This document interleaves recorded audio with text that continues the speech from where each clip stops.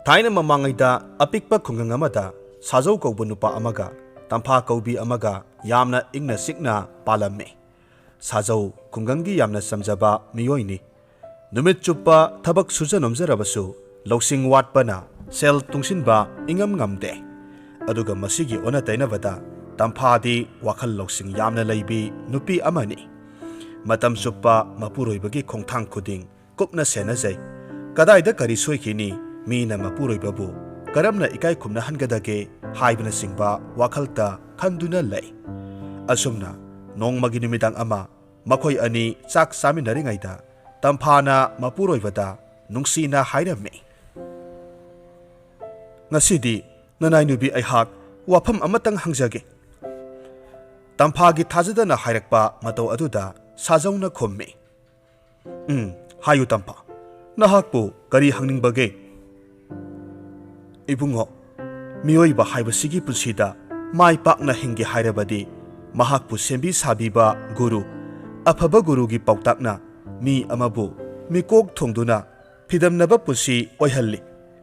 Maramasina nanai nubina khangjaningbadi ibungogi guru lamdam asida kana leibage. Sajauna khomme. Tampha madugi wafamdudi aidi nongmata khalude. Guru haibasi aigidi amata leiraktene.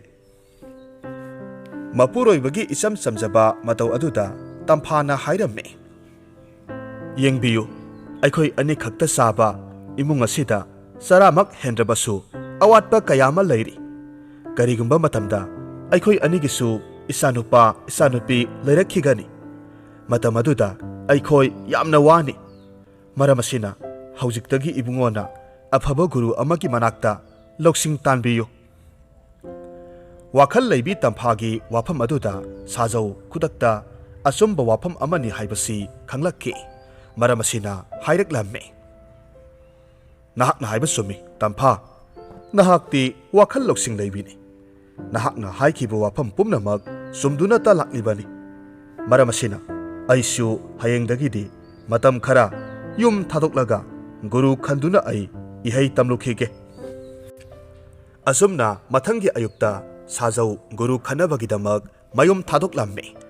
Mahakna mayum thadoklamdaida tamphabu yumlon kaironabasingda yengsinbinanaba hairamme. Phana hai sabani tampha mapuroibana adukthuna warep laurakani haibadi thajarode. Sauraba yum aduda mapuroibagi khongchat loidiba phawba madom tarak lenba taki. Yamna luribadi mapuroibana salamdai matamaduda mahaki khoiji khada mitam khrabani. Wafam adu mapuroibada phongdok hodabana tampha khoirang khoisaunana punsi lelhauramme. Asumna nongma haukiduna thabum tara suduna tampha masak matau ningthijaraba mapari ama phangjakhi. Adubu mapuroiba adudi adumak halakhidre. Amaromdana sajauna mayom thadokhiba numit aduda panthung khangdana khungang kaya phawduna leptana asumak laklamme. Adubu mahaki chapchaba guru haibadudi phanglamde. Mamai thangda numit phanayamna ukhong wakhongda amadi thungluba mafamda yarektuna guru thiba chatkhi.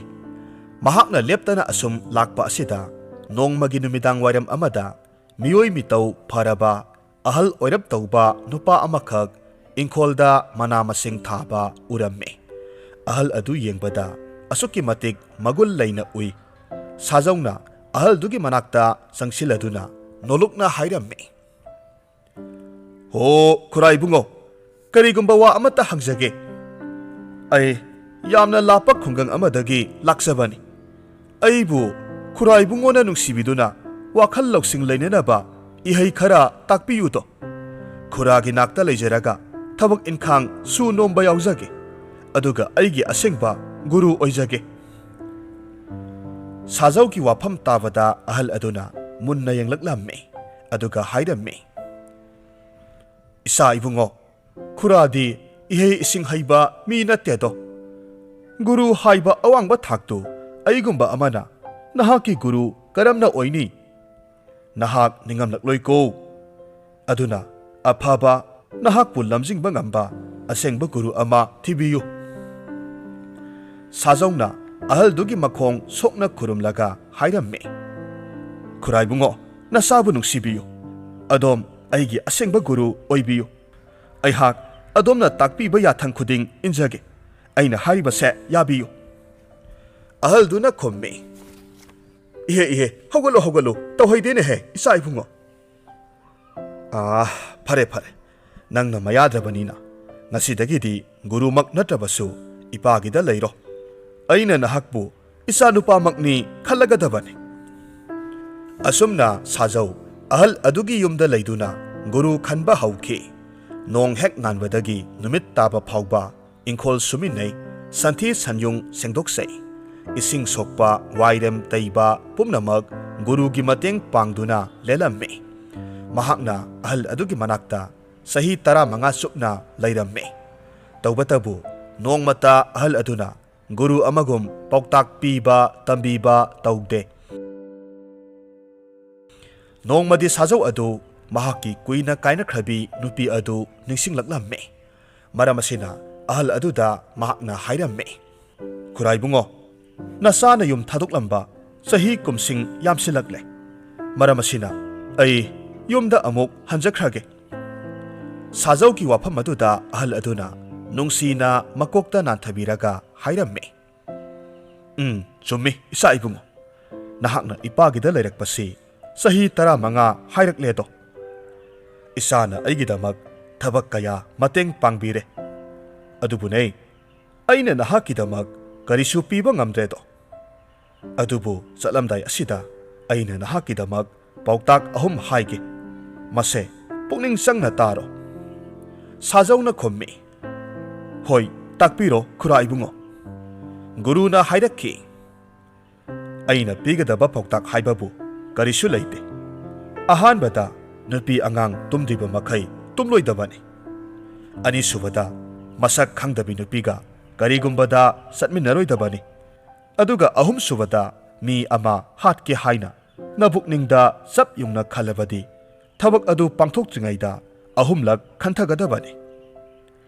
Guruna pautak ahum asi Sajauda takpirakhi.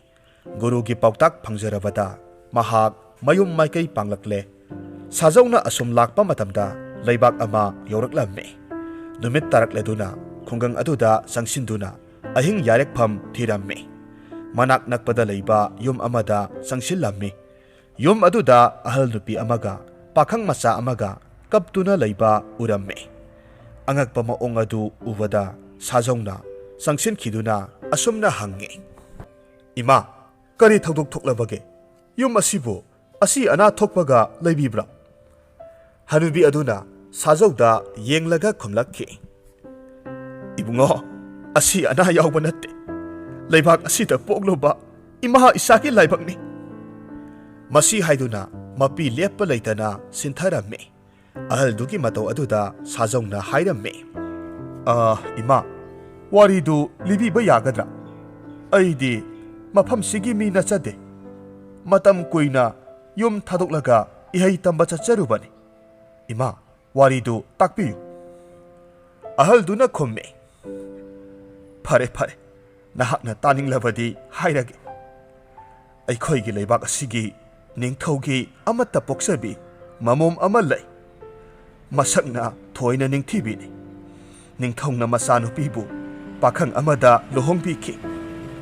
Adubu laibak thibadi luhongbagi nong alakpa matamda nupahado siduna leiramme. Ningthaugi maza ibimadu nupa leitrabadi lukhra singda salagani haiduna nupa amada amuk luhongbiramme. Madudasu mathangi numitta siduna hekta leiramme. Asumna ningthongna leibak asigi pakhang kaya mathang luhongbiduna asibaki kuyom nungda mathwai manghanbikre. Maramasina hauzik lemahuribase aigi amatang airaba isanupa pakhang asitang aire. Ngasi ayuk ningthaugi manai tharaklammi. Isanupa abu hayeng konung karau yathang tawbirammi. Masini ima isana kappagi maram. Ahal dugi wafam taraba matungda Sajau ngaihak tumin leiramme. Ngaihak leragadi ahal aduna mathamoy sokna hairamme. Hayeng nong hek nganbagadi ꯑꯩꯒꯤ ꯏꯆꯥꯅꯨꯄꯥ ꯅꯤꯡꯊꯧꯒꯤ ꯃꯌꯥ ꯏꯕꯨꯡꯉꯣ ꯑꯣꯟꯈ꯭ꯔꯅꯤ ꯃꯊꯪꯒꯤ ꯅꯨꯃꯤꯠꯇ ꯑꯁꯤꯕꯒꯤ ꯂꯝꯗꯝ ꯆꯠꯈ꯭ꯔꯅꯤ ꯃꯁꯤꯗꯕꯨ ꯃꯃꯥ ꯑꯣꯏꯕꯤ ꯀꯅꯥꯅ ꯃꯩꯁꯥꯛ ꯑꯁꯤ ꯄꯨꯗꯨꯅ ꯍꯤꯡꯕ ꯉꯝꯗꯧꯔꯤꯕꯅꯣ ꯋꯥꯔꯤ ꯂꯤꯅ ꯂꯤꯅ ꯅꯣꯡ ꯈꯣꯡꯕꯒꯨꯝ ꯃꯍꯥꯛ ꯀꯞꯊꯣꯔꯛꯂꯝꯃꯤ ꯋꯥꯐꯝ ꯄꯨꯝꯅꯃꯛ ꯈꯪꯂꯕ ꯃꯇꯨꯡꯗ ꯁꯥꯖꯧꯅ ꯃꯃꯥ ꯃꯆꯥꯗ ꯍꯥꯏꯔꯝꯃꯤ ꯑꯣ ꯏꯃꯥ ꯋꯥꯐꯝ ꯑꯗꯨꯒꯤ ꯑꯣꯏꯔꯕꯗꯤ ꯑꯋꯥꯕ ꯋꯥꯈꯜ ꯊꯥꯗꯣꯛꯄꯤꯔꯣ ꯉꯁꯤ ꯑꯍꯤꯡꯁꯤꯃꯇꯪ ꯏꯃꯥꯒꯤ ꯁꯤꯗ ꯂꯦꯛꯆꯒꯦ ꯑꯗꯨꯒ ꯍꯌꯦꯡ ꯂꯨꯍꯣꯡꯕꯒꯤ ꯕꯣꯔꯗꯣ ꯅꯆꯥꯅ ꯃꯍꯨꯠ ꯁꯤꯟꯖꯒꯦ ꯁꯥꯖꯧꯒꯤ ꯊꯧꯅꯥ ꯂꯩꯕ ꯋꯥꯐꯝ ꯑꯗꯨꯗ ꯃꯃꯥ ꯃꯆꯥ ꯑꯗꯨ ꯍꯔꯥꯎꯖꯔꯝꯃꯤ ꯅꯨꯃꯤꯠ ꯑꯗꯨꯒꯤ ꯅꯨꯃꯤꯗꯥꯡ ꯑꯗꯨ ꯃꯈꯣꯏ ꯑꯍꯨꯝ ꯉꯥ ꯊꯣꯡꯗꯨꯅ ꯑꯍꯥꯎꯕ ꯃꯊꯦꯜ ꯆꯥꯃꯤꯟꯅꯗꯨꯅ ꯑꯍꯤꯡ ꯑꯗꯨ ꯍꯧꯈ꯭ꯔꯦ ꯃꯊꯪꯒꯤ ꯑꯌꯨꯛꯇ ꯁꯥꯖꯧꯕꯨ ꯅꯤꯡꯊꯧꯒꯤ ꯃꯅꯥꯏꯁꯤꯡꯅ ꯕꯖꯥꯏ ꯕꯦꯡꯒꯨꯜ ꯈꯣꯡꯗꯨꯅ ꯑꯋꯥꯡꯕ ꯊꯥꯛꯇ ꯏꯀꯥꯏ ꯈꯨꯝꯅꯕꯒ ꯂꯣꯏꯅꯅ ꯃꯖꯥ ꯏꯕꯨꯡꯉꯣ ꯍꯥꯏꯗꯨꯅ ꯈꯨꯔꯨꯝꯂꯝꯃꯤ ꯗꯣꯂꯥꯏꯀ ꯐꯩꯅ ꯇꯣꯡꯍꯟꯗꯅ ꯀꯣꯅꯨꯡ ꯌꯧꯅ ꯄꯨꯔꯛꯂꯦ ꯅꯤꯡꯊꯧꯅ ꯁꯥꯖꯧꯕꯨ ꯃꯌꯥ ꯏꯕꯨꯡꯉꯣꯅꯤ ꯍꯥꯏꯗꯨꯅ ꯇꯔꯥꯝꯅ ꯑꯣꯛꯄꯤꯔꯝꯃꯤ ꯑꯃꯁꯨꯡ ꯂꯩꯕꯥꯛ ꯄꯨꯡꯖꯥꯎ ꯊꯤꯟꯅ ꯃꯖꯥ ꯏꯕꯦꯝꯃꯒ ꯆꯥꯎꯅ ꯂꯨꯍꯣꯡꯂꯝꯃꯤ ꯂꯨꯍꯣꯡꯕꯒꯤ ꯑꯍꯤꯡꯗꯨ ꯁꯥꯖꯧꯅ ꯃꯖꯥ ꯏꯕꯦꯝꯃꯒꯤ ꯀꯥꯗ ꯆꯪꯂꯦ ꯃꯈꯣꯏ ꯑꯅꯤ ꯅꯨꯡꯁꯤ ꯅꯨꯡꯉꯣꯟꯒꯤ ꯋꯥꯔꯤ ꯀꯌꯥ ꯆꯤꯛꯊꯅꯔꯦ ꯑꯍꯤꯡ ꯊꯦꯡꯖꯤꯜꯂꯛꯂꯕꯗ ꯃꯖꯥ ꯏꯕꯦꯝ ꯑꯗꯨ ꯐꯃꯨꯡꯗ ꯀꯥꯈꯠꯈꯤꯗꯨꯅ ꯄꯣꯊꯥꯔꯁꯤ ꯍꯥꯏꯔꯛꯂꯝꯃꯤ ꯑꯃꯁꯨꯡ ꯃꯍꯥꯛ ꯇꯨꯝꯊꯈ꯭ꯔꯦ ꯁꯥꯖꯧꯁꯨ ꯇꯨꯝꯂꯒꯦ ꯍꯥꯏꯅ ꯈꯜꯂꯛꯄ ꯃꯤꯠꯀꯨꯞ ꯑꯗꯨꯗ ꯃꯍꯥꯛꯀꯤ ꯅꯥꯀꯣꯡꯗ ꯒꯨꯔꯨꯒꯤ ꯑꯍꯥꯟꯕ ꯄꯥꯎꯇꯥꯛꯇꯨ ꯇꯥꯔꯛꯈꯤ ꯀꯩꯗꯧꯅꯨꯡꯗ ꯅꯨꯄꯤ ꯑꯉꯥꯡ ꯇꯨꯝꯗ꯭ꯔꯤꯉꯩꯗ ꯇꯨꯝꯕ ꯌꯥꯗꯦ ꯍꯥꯏꯕ ꯋꯥꯐꯝ ꯑꯗꯨꯅꯤ ꯁꯥꯖꯧ ꯒꯨꯔꯨꯒꯤ ꯋꯥꯐꯝ ꯅꯤꯡꯁꯤꯡꯂꯨꯕꯗ ꯃꯤꯠꯀꯨꯞ ꯑꯃ ꯇꯨꯝꯊꯕ ꯉꯝꯗ꯭ꯔꯦ ꯇꯨꯝꯗꯅ ꯅꯣꯡ ꯉꯥꯟꯕ ꯉꯥꯏꯔꯒꯦ ꯍꯥꯏꯅ ꯈꯜꯂꯝꯃꯤ ꯃꯍꯥꯛꯅ ꯑꯍꯤꯡ ꯑꯗꯨ ꯃꯋꯣꯜ ꯃꯋꯣꯜ ꯋꯥꯈꯜ ꯇꯧꯔꯤꯉꯩ ꯃꯇꯝꯗ ꯅꯤꯡꯉꯥꯏꯗꯅ ꯇꯨꯝꯂꯤꯕ ꯃꯖꯥ ꯏꯕꯦꯝꯃꯒꯤ ꯃꯆꯤꯟꯗꯒꯤ ꯑꯆꯧꯕ ꯂꯤꯟ ꯑꯃ ꯊꯣꯔꯛꯂꯝꯃꯤ ꯑꯗꯨꯒ ꯁꯥꯖꯧ ꯇꯝꯅ ꯆꯪꯁꯤꯜꯂꯛꯈꯤ ꯃꯍꯥꯛꯅ ꯈꯨꯂꯩ ꯊꯨꯅ ꯐꯠ ꯆꯣꯡꯊꯣꯛꯂꯒ ꯂꯤꯟ ꯑꯗꯨꯕꯨ ꯊꯥꯡꯁꯥꯡꯅ ꯃꯇꯨꯞ ꯃꯇꯨꯞ ꯀꯛꯊꯠꯂꯝꯃꯤ ꯃꯤꯠꯀꯨꯞ ꯈꯔ ꯂꯩꯔꯒꯗꯤ ꯑꯍꯤꯡ ꯍꯧꯈꯤꯗꯨꯅ ꯅꯣꯡ ꯉꯥꯟꯊꯣꯔꯛꯂꯝꯃꯤ ꯀꯣꯅꯨꯡꯒꯤ ꯐꯝꯅꯥꯏ ꯇꯨꯅꯥꯏꯕ ꯅꯤꯡꯊꯧ ꯌꯥꯎꯅ ꯃꯖꯥ ꯏꯕꯦꯝꯃꯒꯤ ꯅꯨꯄꯥ ꯑꯗꯨ ꯁꯤꯔꯕ꯭ꯔꯥ ꯅꯠꯇ꯭ꯔꯒꯅ ꯍꯤꯡꯂꯤꯕ꯭ꯔꯥ ꯍꯥꯏꯕ ꯌꯦꯡꯕ ꯂꯥꯛꯅꯔꯝꯃꯤ ꯁꯥꯖꯧꯅ ꯂꯩꯕꯥꯛ ꯃꯤꯌꯥꯝ ꯑꯃꯗꯤ ꯅꯤꯡꯊꯧꯕꯨ ꯎꯕꯗ ꯏꯀꯥꯏ ꯈꯨꯝꯅꯕ ꯎꯠꯂꯝꯃꯤ ꯑꯣꯏꯔꯛꯂꯤꯕ ꯃꯑꯣꯡ ꯑꯁꯤꯅ ꯅꯤꯡꯊꯧꯒꯤ ꯃꯌꯥ ꯏꯕꯨꯡꯉꯣ ꯁꯤꯗ꯭ꯔꯦ ꯍꯥꯏꯗꯨꯅ ꯃꯌꯥꯝ ꯄꯨꯝꯅꯃꯛ ꯍꯔꯥꯎꯕꯒ ꯂꯣꯏꯅꯅ ꯂꯩꯕꯥꯛ ꯁꯤꯟꯕ ꯊꯨꯡꯅ ꯁꯟꯗꯣꯛꯈꯤꯔꯝꯃꯤ ꯅꯤꯡꯊꯧ ꯍꯔꯥꯎꯅ ꯃꯃꯥꯛ ꯅꯨꯄꯥ ꯑꯗꯨꯕꯨ ꯃꯥꯒꯤ ꯂꯩꯕꯥꯛ ꯇꯪꯈꯥꯏ ꯄꯤꯗꯨꯅ ꯃꯇꯝ ꯈꯔꯗꯤ ꯅꯨꯡꯉꯥꯏꯅ ꯂꯩꯍꯜꯂꯦ ꯃꯇꯝ ꯈꯔ ꯂꯩꯔꯒ ꯁꯥꯖꯧꯅ ꯃꯀꯨ ꯏꯕꯨꯡꯉꯣ ꯅꯤꯡꯊꯧꯕꯨ ꯈꯨꯔꯨꯝꯂꯒ ꯍꯥꯏꯔꯝꯃꯤ ꯏꯅꯤꯡꯊꯧ ꯏꯕꯨꯡꯉꯣ ꯅꯅꯥꯏ ꯑꯩꯍꯥꯛ ꯌꯨꯝ ꯊꯥꯗꯣꯛꯇꯨꯅ ꯂꯥꯛꯄ ꯆꯍꯤ ꯃꯁꯤꯡ ꯌꯥꯝꯂꯛꯂꯦꯗꯣ ꯃꯔꯝ ꯑꯁꯤꯅ ꯃꯇꯝ ꯈꯔꯗꯪꯗꯤ ꯏꯔꯩꯕꯥꯛ ꯑꯗꯨꯗ ꯆꯠꯆꯔꯨꯈꯤꯒꯦ ꯃꯍꯥꯛꯀꯤ ꯋꯥꯐꯝꯗꯨ ꯅꯤꯡꯊꯧꯅ ꯌꯥꯕꯤꯔꯗꯨꯅ ꯀꯣꯅꯨꯡ ꯊꯥꯗꯣꯛꯂꯝꯂꯒ ꯃꯍꯥꯛꯀꯤ ꯃꯌꯨꯝ ꯌꯧꯅꯅꯕ ꯈꯣꯡꯁꯥꯟꯕ ꯍꯧꯔꯛꯂꯝꯃꯤ ꯃꯍꯥꯛꯅ ꯀꯨꯏꯅ ꯑꯁꯥꯡꯕ ꯂꯝꯕꯤꯗ ꯂꯥꯛꯄꯗ ꯑꯆꯧꯕ ꯂꯝꯍꯥꯡ ꯑꯃ ꯊꯦꯡꯅꯔꯝꯃꯤ ꯃꯁꯥꯗꯨ ꯆꯣꯛꯊꯕꯅ ꯃꯔꯝ ꯑꯣꯏꯗꯨꯅ ꯑꯆꯧꯕ ꯎꯄꯥꯜ ꯑꯃꯒꯤ ꯎꯈꯥꯗ ꯉꯥꯏꯍꯥꯛ ꯄꯣꯊꯥꯖꯔꯝꯃꯤ ꯑꯁꯨꯝꯅ ꯁꯥꯖꯧꯅ ꯇꯨꯝꯕꯣꯏ ꯍꯤꯞꯄꯣꯏ ꯇꯧꯗꯨꯅ ꯄꯣꯊꯥꯔꯤꯉꯩ ꯂꯝꯕꯤ ꯑꯗꯣꯝꯗ ꯃꯧ ꯅꯍꯥ ꯃꯁꯛ ꯃꯇꯧ ꯐꯖꯈ꯭ꯔꯕꯤ ꯑꯃ ꯄꯣꯠꯌꯣꯝ ꯑꯃ ꯄꯨꯔꯗꯨꯅ ꯂꯥꯛꯂꯒ ꯍꯥꯏꯔꯝꯃꯤ ꯍꯣ ꯇꯥꯗꯥ ꯑꯩꯁꯦ ꯊꯕꯛ ꯑꯃ ꯆꯠꯀꯗꯕꯅꯤ ꯏꯇꯣꯝꯇ ꯂꯝꯍꯥꯡꯁꯤ ꯐꯥꯎꯗꯨꯅ ꯆꯠꯄꯗ ꯍꯪꯒꯣꯏꯔꯦ ꯌꯥꯔꯒꯗꯤ ꯇꯥꯗꯒ ꯈꯣꯡꯕꯨ ꯑꯣꯏꯗꯨꯅ ꯋꯥꯔꯤ ꯋꯥꯇꯥꯏ ꯁꯥꯗꯨꯅ ꯈꯔ ꯆꯠꯃꯤꯟꯅꯁꯦ ꯑꯁꯨꯝꯅ ꯃꯈꯣꯏ ꯑꯅꯤ ꯌꯥꯅꯔꯗꯨꯅ ꯃꯈꯥ ꯇꯥꯅ ꯆꯠꯃꯤꯟꯅꯩ ꯈꯔ ꯆꯠꯂꯕ ꯃꯇꯨꯡꯗ ꯁꯥꯖꯧꯅ ꯒꯨꯔꯨꯒꯤ ꯄꯥꯎꯇꯥꯛ ꯑꯅꯤꯁꯨꯕꯗꯨ ꯅꯤꯡꯁꯤꯡꯂꯛꯈꯤ ꯃꯗꯨꯗꯤ ꯀꯔꯤꯒꯨꯝꯕꯗ ꯃꯁꯛ ꯈꯪꯗꯕꯤ ꯅꯨꯄꯤ ꯀꯅꯥꯒ ꯂꯝꯕꯤ ꯂꯝꯁꯥꯡ ꯆꯠꯃꯤꯟꯅꯒꯅꯨ ꯒꯨꯔꯨꯒꯤ ꯄꯥꯎꯇꯥꯛ ꯑꯁꯤ ꯃꯍꯥꯛꯅ ꯍꯦꯛ ꯅꯤꯡꯁꯤꯡꯂꯛꯄꯗ ꯁꯥꯖꯧꯅ ꯍꯥꯏꯔꯛꯂꯝꯃꯤ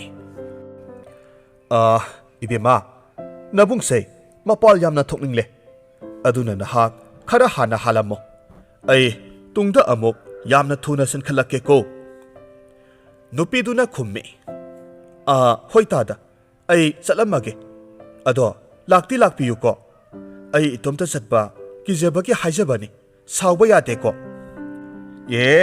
ꯑꯩ ꯁꯣꯏꯗꯅ ꯂꯥꯛꯀꯅꯤꯁꯦ ꯑꯁꯨꯝꯅ ꯁꯥꯖꯧꯅ ꯅꯨꯄꯤ ꯑꯗꯨꯕꯨ ꯈꯔ ꯂꯥꯞꯊꯣꯛꯈꯤꯕ ꯉꯥꯏꯗꯨꯅ ꯂꯣꯅ ꯃꯣꯡꯁꯣꯡꯒꯤ ꯃꯔꯨꯝꯗ ꯌꯦꯡꯂꯒ ꯂꯩꯔꯝꯃꯤ ꯑꯗꯨꯒ ꯃꯍꯥꯛ ꯇꯞꯅ ꯂꯥꯛꯂꯝꯃꯤ मिटकुप खरा लेरगदी माइकई अदोमदा सगोल थौरगा साजै पाइब नुपा अमा लाक्लम्मे अदुगा हंगलक्खि हो महासोय करिगुम्बा अमत्ता हंगजगे लंबी असोमदा मौ नहा अमका चटखिबा उबि हौब्रो साजौना खुम्मि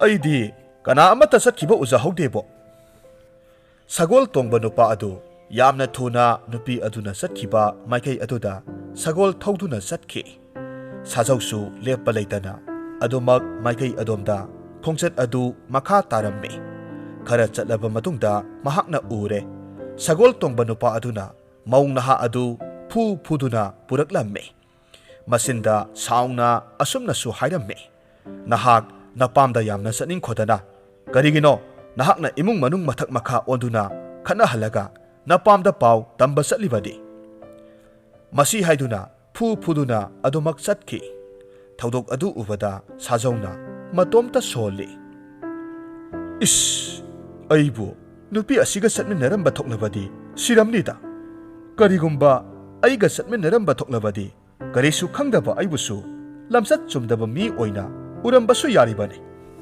तांजा असिदा साजौना महाकी गुरुगी ममल लैरबा पाउताकसिंग अदु कयादा वहनथोक सुमख्रबनो हाइदुना मबुकनिंगदा थागतचरम्मे असुम असुम लाकपना महाक मरैबा खुंगंग यौरे मतम कुइना थादोकलुबना महाकी खुंगंग अदु युम कई अनौ अनौबा कया अमा थेंगनरम्मे तसेंगनमक मसागे थोंगाल संगफम खंगलमदे तौबतबु मतम कुइनदगी महाकी कोंथोंग मयादा हौरक्लबा लायोइरबा सना खुंनांग पांबी अदुदी लेंगदना हौरंबा थेंगनबदगी महाक मसागी मयुम अदु निंगसिंगलक्लम्मे मतम अदु नुमिदांग वाइरम यासंगबा मतमनी साजौ तुमिन्ना मयुमगी मांगोलदा काखतलम्मे अदुगा लोलिबा थोंजाउ अदुगी अहोबदा येंगलम्मे मदुदा महाकना उरे मखोइगी फुंगा लैरुदा वांग साउरबा नुपा अमा मनंगल थांदोक्तुना मई याइरी अदुगा महाकी नुपी तंफाना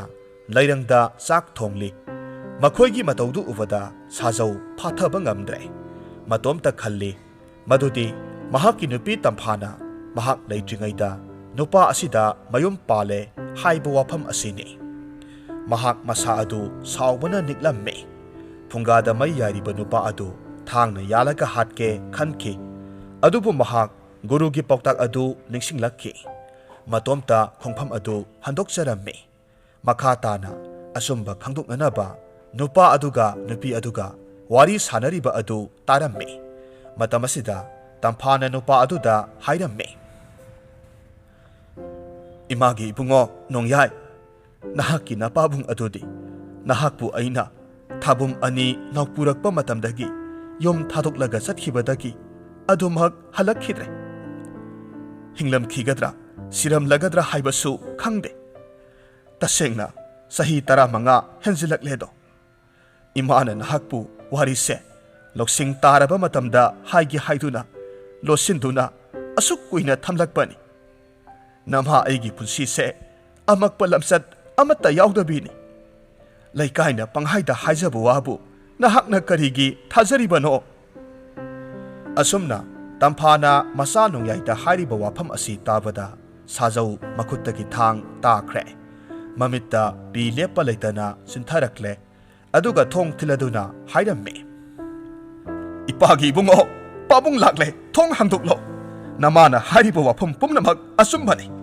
नमादी फिदमनिंगाई ओइबी नुपी लक्तगी अथोइबीनी मपुरोइबगी खोंजल ताबदा तंफा सेंथोरक्लम्मे थोंग हांदोक्लगा मपुरोइबगी मखोंगदा तुरम्मे अदुगा हौना कप्पी इबुंगो ननाइनुबी अइहाकपु मंगला ताइबंगला करिगी अइबु मिनोक मैसा मरक्ता हुंदोक्लमलगा कदाइदा चटपिरुबनो इमागी इबुंगो नोंयाय नहाकना मतम सुप्पा हंगदुनता लैबा वहंग अदुनी नमांगदा लेप्लिबसे नपाबुंगनी साजौदु तंफागी मतौ येंगबा ngamdre तपना हाइरम्मे तंफा अइबु ngakpiyu अइने नमाना साबु मिराइरुरे हौजिक्ति अइ लाक्लबनिना नमाना सागी मतु नामा सोक्पिनबा कना लैरोय असुमना नोंयाइसु सेंथोरक्तुना ममा मपाबु कोलगा कपसे अदुगा हाइरम्मे इमा नुंसिबी imabu aigi ima oina phangjabase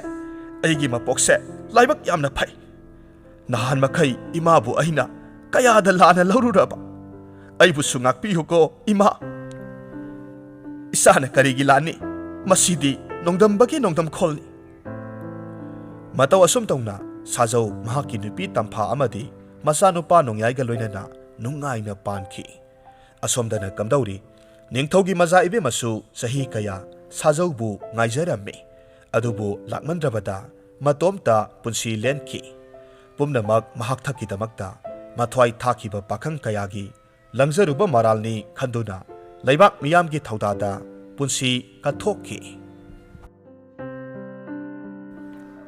wari asi nungai biragadi like tawbiramo comment tawbiramo aduga channel asida nongna sangbirakpa oiragadi channel asibu subscribe tawbiramo